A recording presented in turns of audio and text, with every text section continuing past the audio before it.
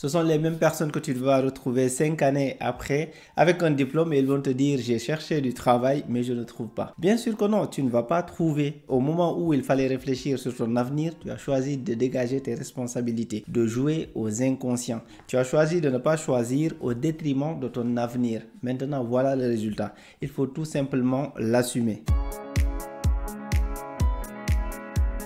Choisir sa voie, c'est choisir sa vie. T'es une fois posé la question suivante. Pourquoi une grande partie des étudiants au Sénégal échouent? Je te parle du Sénégal, mais ce problème concerne de façon plus large les étudiants en Afrique.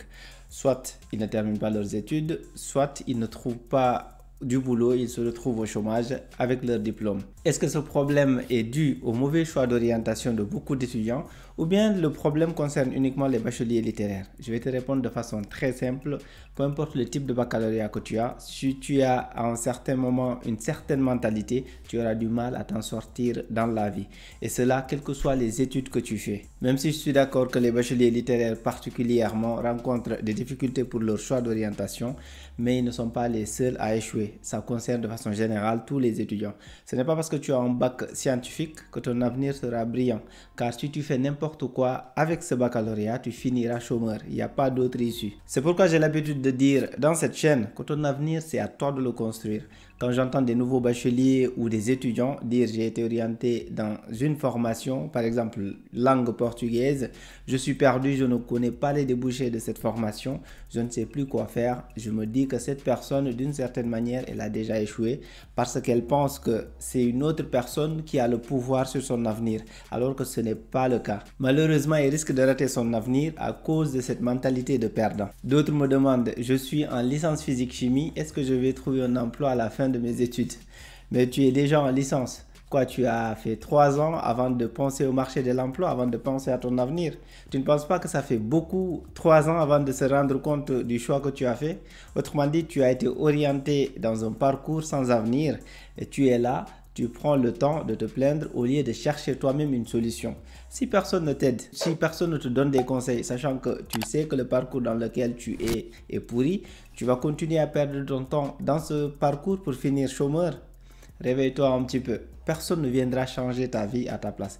Et attention, je ne dis pas que le parcours physique-chimie est mauvais. C'est juste un exemple. Ce sont les mêmes personnes que tu vas retrouver 5 années après avec un diplôme et ils vont te dire j'ai cherché du travail mais je ne trouve pas.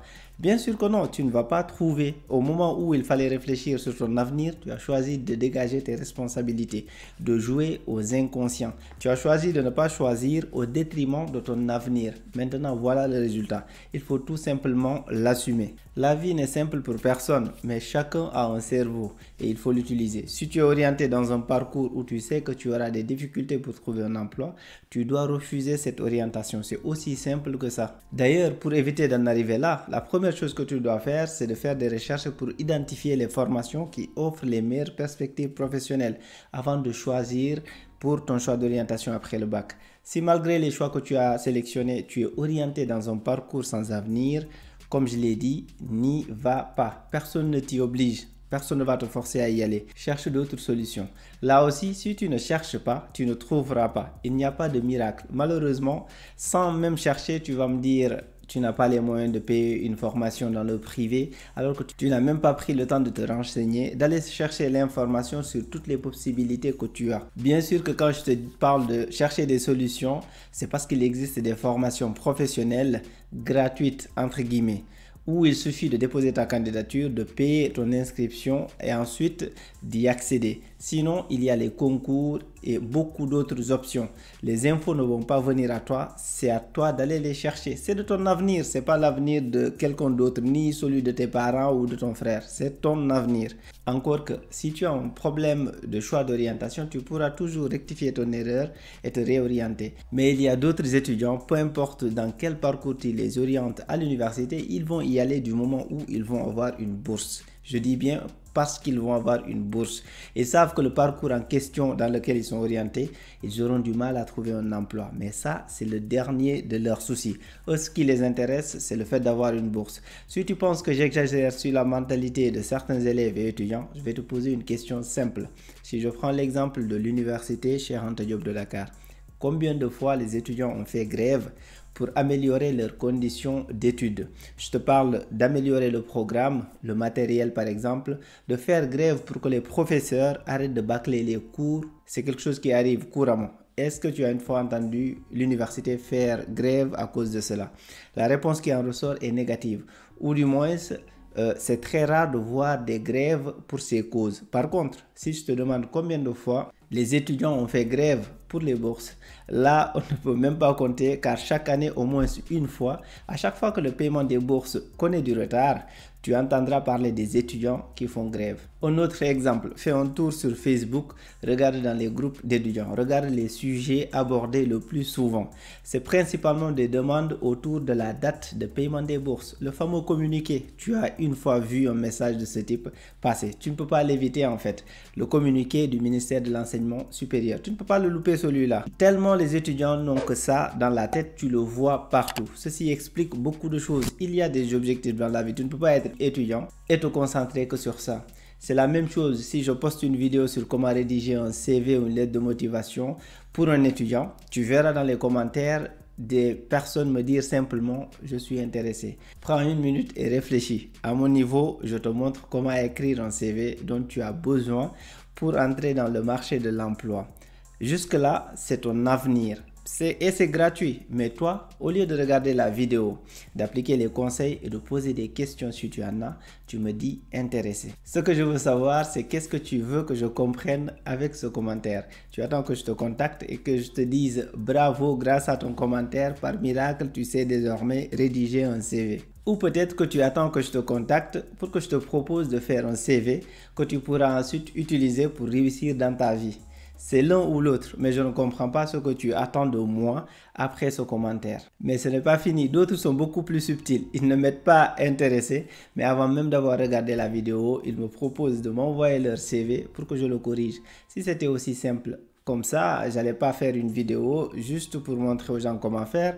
J'allais tout simplement poster un message et dire aux gens de m'envoyer leur CV. Je vais le corriger, qu'ils me l'envoient par mail et le tour est joué. Je n'aurais pas pris le temps de faire une vidéo. J'ai fait une vidéo pour te montrer comment faire.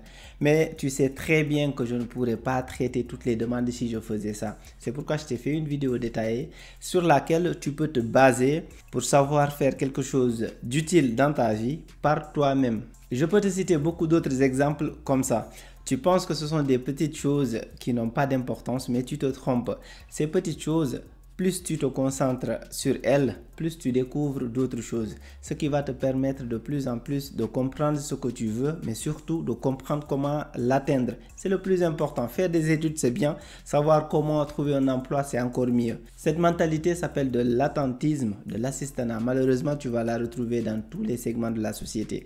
Ce n'est pas la bonne attitude si tu veux réfléchir. Il n'y a pas de hasard dans la vie. Tout ce que tu fais aujourd'hui aura un impact dans ta vie de demain. Tu as opté pour faire des études, c'est bien, mais prends le temps de faire de bonnes études. Des études qui te permettront de réaliser tes rêves. N'oublie pas que de la première année de l'école élémentaire, de l'école primaire jusqu'au master, c'est 18 années de ta vie. Le temps, c'est la seule chose que tu ne pourras jamais rattraper. Fais en sorte que ces 18 années te servent à quelque chose. Tu ne fais pas des études pour tes parents, tu ne fais pas des études pour l'État. Que tu réussisses ou non, de toute façon, l'État s'en fout royalement. Tu fais des études pour ta propre personne, pour ton avenir, dont tu es le seul acteur. Tu t'en rendras compte le jour où tu auras un emploi. Ton salaire, il viendra d'abord dans ton compte, dans ta poche. Même si tu dois aider tes parents, c'est toi qui décideras de la somme que tu donneras à tes parents, à tes familles. Le salaire, il t'appartient dans un premier temps avant d'appartenir à ta famille. Donc réfléchis comme ça, c'est pour toi que tu fais les choses. Mais pour que tu comprennes tout ceci, encore faut-il que tu saches pourquoi tu fais des études.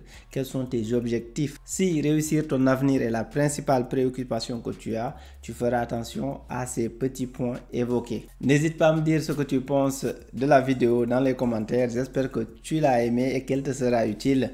N'oublie pas de mettre un like et de t'abonner si ce n'est pas encore fait. Merci et à très bientôt.